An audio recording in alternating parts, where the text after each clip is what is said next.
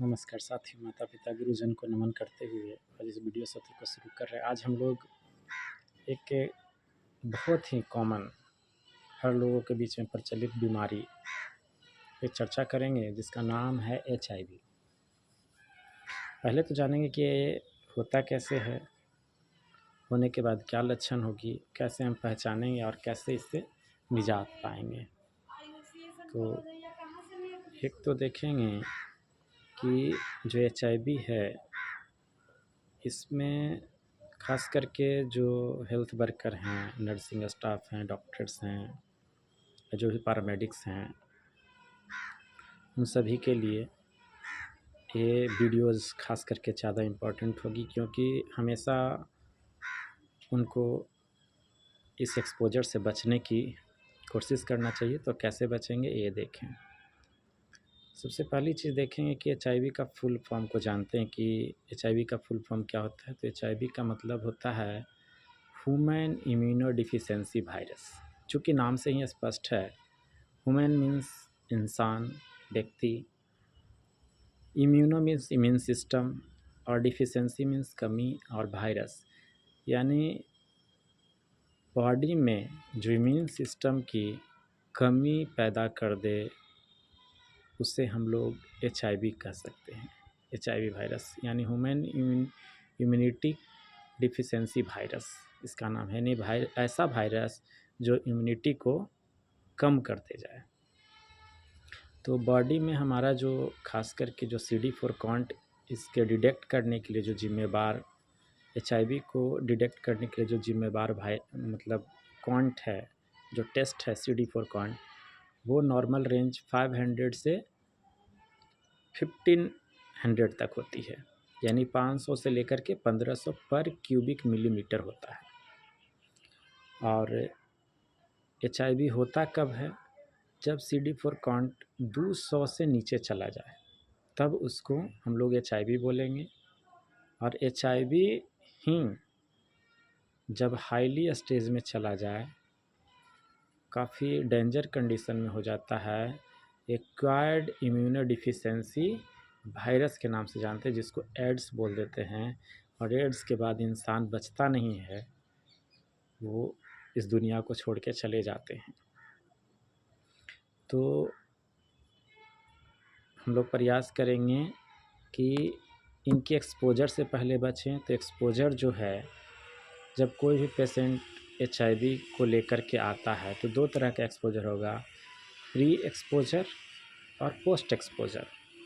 तो pre exposure में कैसे होगा कि हमें पता है कि कोई व्यक्ति एचआईवी इन्फेक्टेड हैं और हॉस्पिटल में एडमिट हैं, तो प्रयास करेंगे कि मतलब ग्लव्स का इस्तेमाल करें, अपनी पूरी मेडिकल सेफ्टी लेकर के चलें। और यदि एक्सपोजर ट्रीटमेंट के बाद पता चलता है मेरे को कि पेशेंट पॉजिटिव था और हमने उनके साथ काम किया, मतलब उनको ब्लड डोनेट करवा दिया गया उनका, या फिर पेशेंट का वोमिटिंग हुआ और वो वोमिटिंग को रिमूव किया गया, या फिर कैथेराइजेशन हमने किया, या इंजेक्शन लगाया, तो ये सारी जो चीज़ें हैं, तो ये है कि पोस्ट एक्सपोजर मतलब करने के बाद, काम करने के बाद, या फिर स्टेराइल ट्यूब डाले में भी। तो अगर 24 से 72 घंटे के अंदर में ये प्री एक्सपोजर है, तो 24 से 72 घंटे के अंदर में यदि मेरे को पता चल जाता है, तो सबसे पहले हम उसका टेस्ट करेंगे और देखेंगे कि पॉजिटिव हुआ कि नहीं।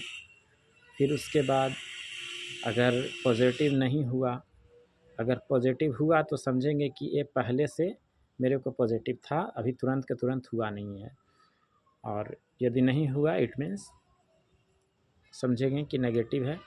और फिर उसके बाद 11 दिन के बाद फिर दोबारा टेस्ट करके देखेंगे। और फिर अगर नहीं आया तो फिर 28 दिन के बाद देखेंगे। और फिर भी नहीं आया तो 3 मंथ के बाद देखेंगे। अगर 3 मंथ तक नहीं आता है, इट मीन समझेंगे कि नेगेटिव है। क्योंकि इतने स्टेजेस में विंडो पीरियड हम लोग मानते हैं, क्योंकि एंटीबॉडीज़ जो है 11 दिन में डेवलप करता है, या फिर 28 दिन में डेवलप कर जाता है, या हार्डली 3 मंथ में इसका एंटीबॉडीज़ डेवलप कर जाता है। तो हम लोग HIV वाले से सेफ्टी बरतेंगे कि कैसे सेफ्टी बरतना है। यूरिन को रिमूव करना है या स्टूल को रिमूव करना है, यूरो बैग रिमूव करना है, कैथेराइजेशन रिमूव करना है, तो पहले उसकी हिस्ट्री को जान लेंगे कि ये व्यक्ति ये हुआ है कि नहीं। दूसरा, अगर हो गया है तो क्या करें। यदि मेरे को पता चला कि ये व्यक्ति HIV पॉजिटिव था और हमने उसको कैथेराइजेशन किया तो क्या करें।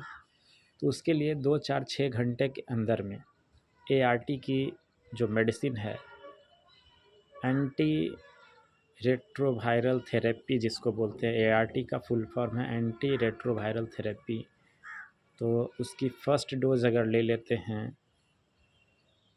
तो टेंशन फ्री हो जाते हैं।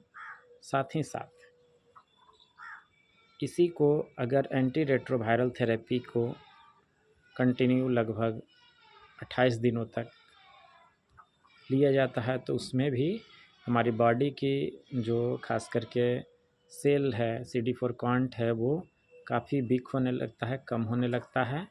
तो अंत में हम लोग ये समझते हैं कि चलो अब जो है हमारा वायरस का काउंट बढ़ नहीं रहा है तो ये ठीक हो गई है।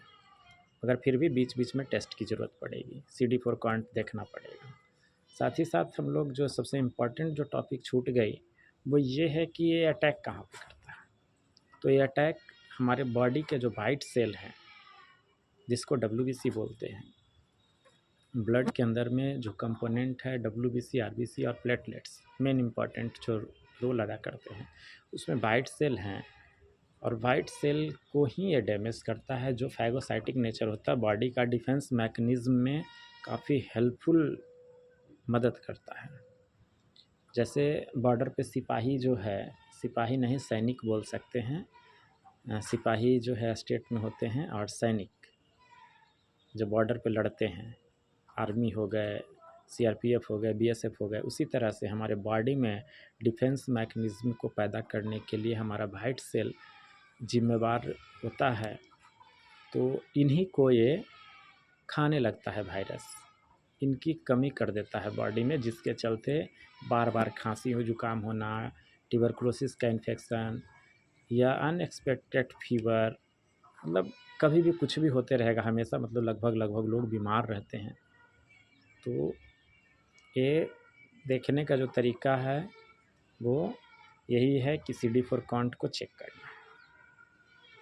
बाकी ज़्यादा से ज़्यादा इस वीडियो को शेयर, सब्सक्राइब एंड लाइक करें ताकि लोग अपने आप को सेफ्टी बरत सकें। तो अगर कभी भी HIV का इन्फेक्शन हो तो इमीडिएट इस पे ध्यान देना है। साथ ही साथ देखेंगे कि बहुत लोगों को ब्लड चढ़ाने की भी ज़रूरत पड़ती है। तो ब्लड चढ़ाने में क्या होता है कि अगर किसी का ब्लड जो है चढ़ाया गया तो उसके पहले भी चेक किया जाता है, लेने समय भी चेक किया जाता है और लेने के बाद भी चेक किया जाता है। साथ ही साथ देखेंगे कि किसी को मदर को अगर पॉजिटिव है और उनके बच्चे पेट में हैं तो उनको भी ART सेंटर ले जा कर के उनकी ट्रीटमेंट अगर स्टार्ट होती है तो प्रयास ये होती है कि उनके बच्चे को इन्फेक्शन ना लगे। तो धन्यवाद साथी, इस वीडियो को ज़्यादा शेयर, सब्सक्राइब एंड लाइक करें ताकि और ही इम्पोर्टेंट वीडियोज़ हम बना सकें। धन्यवाद, थैंक यू।